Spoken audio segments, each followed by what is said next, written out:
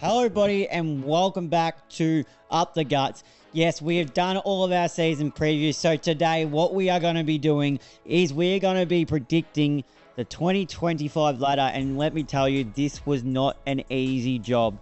But without further ado, let's get into starting from the bottom to the top. So let's start with the 18th position. In the 18th position, it comes as no surprise, but I've got the Richmond Tigers. I just don't see them improving hell of a lot, and I know and I feel like their rebuild, as a lot of people would know, is going to be a long time, so I've got them in the 18th position. 17th position, I have got the West Coast Eagles, so coming down from the 16th spot last year. I just feel like, well, they've got Harley Reid.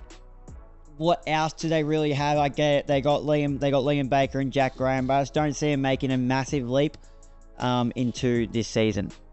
In the 16th spot, I've got North Melbourne. Now, this is a team where I could argue, I could honestly see them going even higher than 16th. I think their improvement will be shown more than West Coast and Richmond, because I really like the people, like the young players. I think LDU is ready to take another step. Harry Shees was an absolute superstar. They brought in the like of Jack Darling to help out Nick Larkey down there. Charlie Comben will be able to find a spot down there as the key defender to help the key defensive stock where they do lack.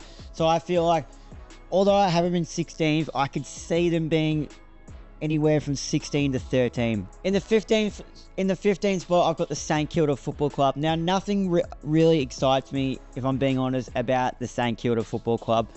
We don't know what Max King's going to be like with his body, so, and who else do they have really to kick down to other than that? I just don't feel like their forward line will be able to hold up, and I don't think their midfield will be able to hold up down there. And then down back, they've also lost the like of Josh Battle.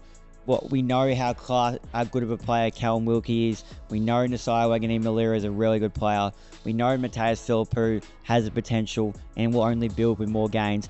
But just at this time, I don't see him making a big step. And will Ross Lyon come into question? Or at least St Kilda fans start to lose hope. So I've got them in the 15th position. Now, the 14th position, this one was really hard for me because I tossed and turned. I did from when I was doing it, I was like, geez, I've got them that low, but I couldn't make a case for them being on top of anyone. But I could see them finishing high. So in the 14th spot, I've got the Adelaide Crows. Now, the Adelaide Crows have all the tools. I think Isaac Rankin, if he gets his body right, could be a top liner in the competition. They got Jordan Dorsey, if he gets back to his form from 2 years ago, he's a really good player. They got the likes of Jake Saligo, who looked really good in the practice game and had a breakout season next year. By all means, is ready to take an even bigger step.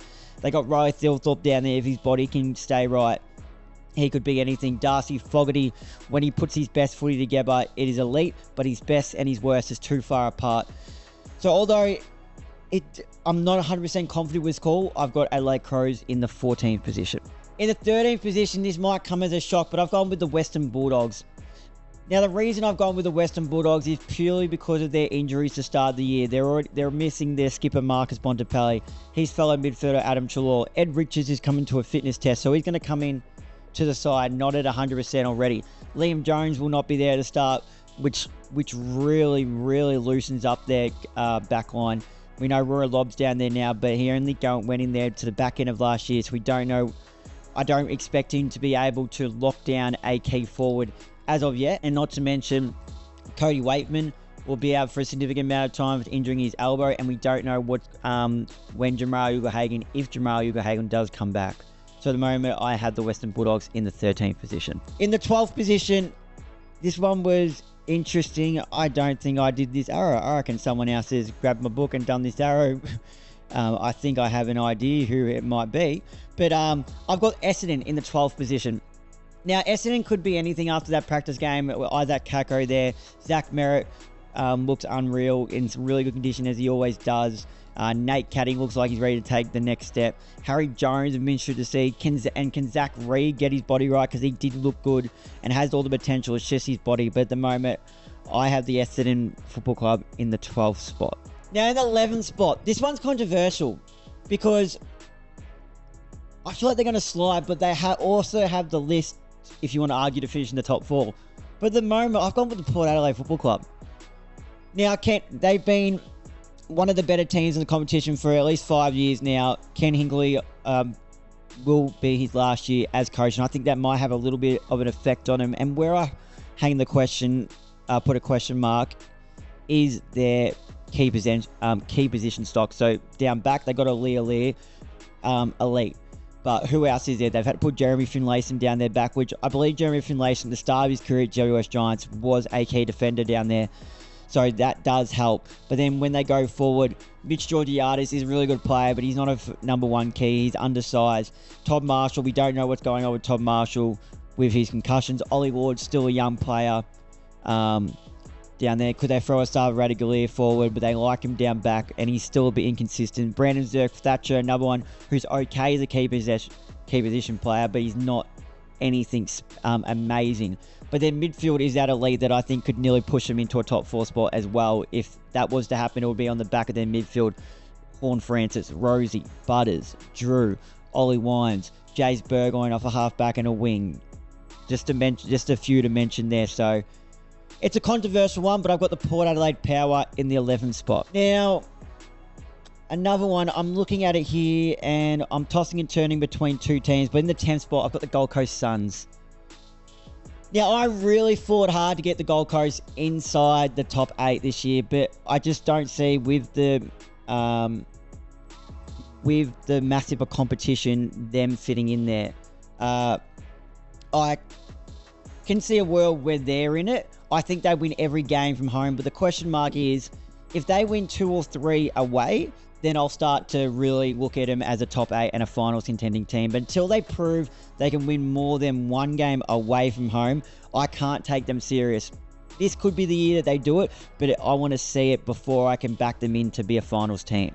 Now, in the 9th spot, it is between two teams. See, I've got about 2 or 3 teams fighting for this 9th spot. You can put a blanket over from really 6th to 13th. Now, in the 9th spot, I think I'm going to do it. I think I'm going to go with the Hawthorn Football Club. Now, I know I'm going to get a lot of criticism about this, but where I think Hawthorn lack is their key forward stock. Okay, Colsha D is really good. But I think Mitch Lewis holds the keys to, if they want to, by all means, I can see him finishing the top 8, but with the other teams, I think they're better as an all-round package. I think their forward line, their small forwards, elite. Key forwards, big question mark. And I don't think their midfield is as good as some people think. Will Day, injury prone. John Newcomb, yeah, he can get the ball, but he doesn't dispose it as well.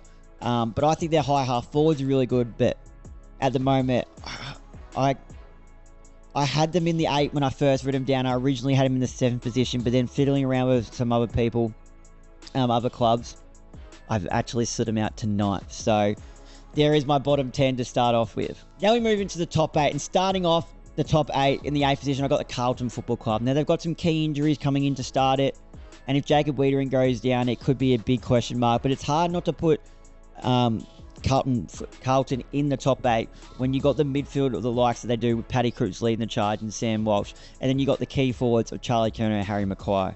So I feel like Carlton will play finals. I think we'll be fighting out between the 3 there.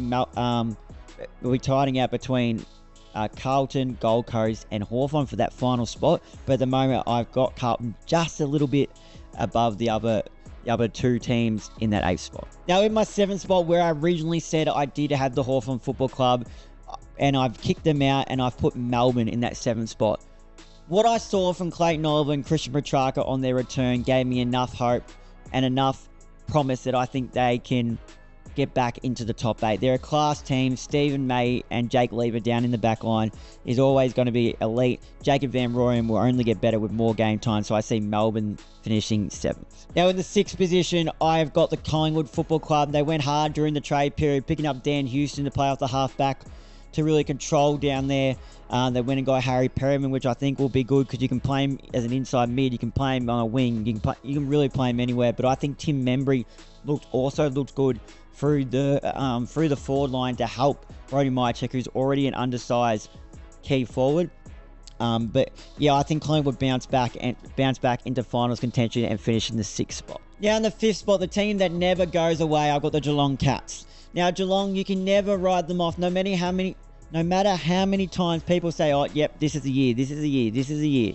No, they never go away. And they brought in the caliber player of Bailey Smith, which is just going to elevate them even more. So I've got the Geelong Cats in the 5th spot. Shannon Neal's come back in ripping nick, taking over that Tom Hawkins role. And when with a team that has the likes of Jeremy Cameron just roaming Jazz, doing what he wants, I think they're a team that will 100% play finals. Now we go to the top 4. And starting off in the 4th position, I've got the Fremantle Dockers. Now, the Fremantle Dockers have an amazing list, in my personal opinion, and they've added to that by bringing in the likes of Shea Bolton. So that's just only going to elevate their list. I think Josh Tracy and Jai Miss has the potential, was a bit down last year, but I think he still has potential if he can fix that goal kicking up. But Josh Tracy's an absolute gem. He's only building more game time. And then their defence. They got Alex Pearce, Brennan Cox, Luke Ryan, Brandon Walker. Just listen to that defence. It's phenomenal. And then through the midfield, we can't even forget Sarong, one of the better players in the competition. Brayshaw, an elite player. Hayden Young, when he's fit, getting more midfield time, an elite ball user. They will not... I don't see Fremantle dropping a game at home. So that's why I've got him in the top 8 and more importantly in that 4th position in the top 4. Now in the 3rd spot, I've got the Brisbane Lions, the last year's premiers. Now, I could understand why people would have them outside the top 4 with losing Joe Danaher, such a key loss, being that number 1 key forward that could also go into the ruck. But one player isn't going to affect it that much, and I think their midfield backs up for it, and they're small forwards. So Cam Rayner, Charlie Cameron does a really good job down there. They brought in Sam Day. Don't know what sort of role he'll play, but Henry Smith's another young one that they like. Could they play Henry Smith and Oscar McInerney at the same time? We know Oscar McInerney can take a big mark. Keen to see a bit more of Henry Smith, but that midfield is just dominant with Zach Bailey running through it as well, with the prime movers down there, as well as with Lachie Neale, Will Ashcroft. Levi Ashcroft is going to be an absolute star, and expect him to be playing there very early, straight in that midfield and half forward role. Josh Dunkley, the ultimate role player. Hugh McCluggage running through there and off the wing, just all class. So although I think the loss of Joe Danaher is going to affect them a lot, I don't see them not making the finals and not making the top 4 to gain their second chance. So I've got Brisbane Lions in the 3rd spot. Now in the 2nd spot, I've got last year's runners-up, the Sydney Swans. Now the Sydney Swans, there is no reason why they can't go back and do it again. Could last year's grand finals loss have a big effect on them though, is the only question. But when you have a midfield that consists of Isaac Heaney, Chad Warner, Errol Goulden's going to be a massive loss at the start of the year, but it's going to provide more midfield time for the likes of Braden Campbell's going to come in and probably play more off the wing, so it just allows him more time. Papley, when he goes through that midfield, is elite. They got Nick Blakey running off the half-back line, the Lizard, All-Australian as of last year. Just phenomenal. Brodie Grundy's a bit sore, so that's another question mark there. However, is Joel Amati ready to take that next step? Is Logan McDonald ready to take that next step? I like Hayden McLean as a key forward and second ruck. I think he's a really, really honest player.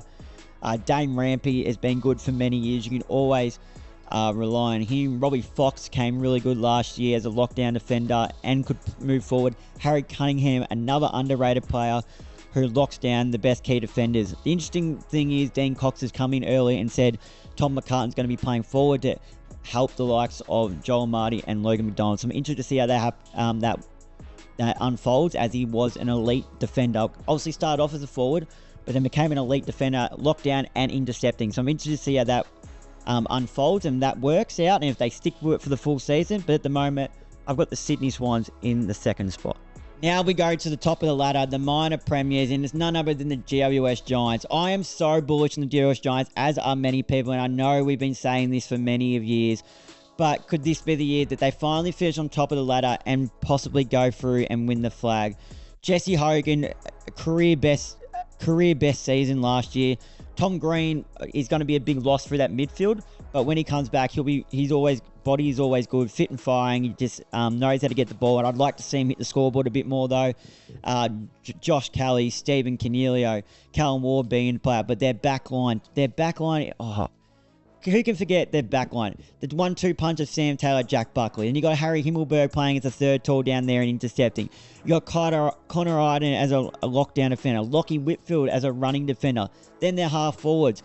Brent Daniels, absolutely phenomenal. We've got Xavier O'Halloran, Toby Bedford playing that half forward but can also run with the opposition's best midfielder and lock them down. They've just got so many assets that they can go with. So I think GWS Giants are the team to look out for this year to finish on top of the ladder. Well, there you have it, guys. There is my 2025 AFL ladder predictions. Let me know in the comments what you think I got right and what I got wrong. If you enjoyed this video, please make sure to leave a like and comment on this video. Hit that subscribe button and turn on the notification bell so you don't miss another upload. But until next time, I'll see you guys then.